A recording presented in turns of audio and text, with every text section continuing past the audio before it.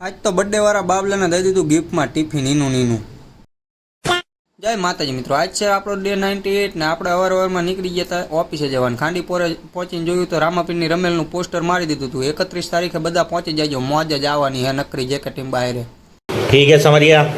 ઓફિસે પહોંચ્યા હતા કાકા હજી લારી લઈને નીકળે. 11 પૂનમે નીકળે એટલે અમારા ઘર બાજુ આવે એટલે અમે નાના હતા ને કાકા પાસે 15 20 25 30 જી ચોકલેટ મળી લઈ લેતા હતા. અને પછી અહીંયા ઓફિસે ઉપર આવીને જોયું તો આ જણ શું બોલતો તો એને નથી ખબર. પછી એમ કહેલા સોરી डिप्रेशन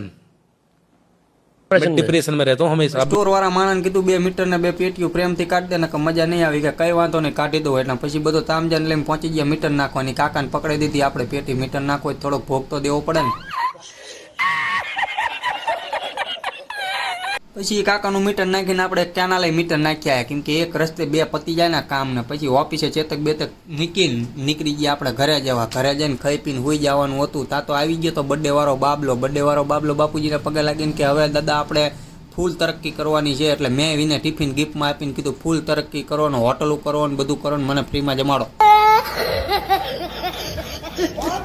વિડીયો જોવાની મજા આવી હોય તો ફોલો કરતા જજો. યુટ્યુબમાં આપણી ચેનલ છે સબસ્ક્રાઈબ કરી લેજો. આજના વ્લોગમાં એટલું જ તે. મળીએ કાલે. જય માતાજી.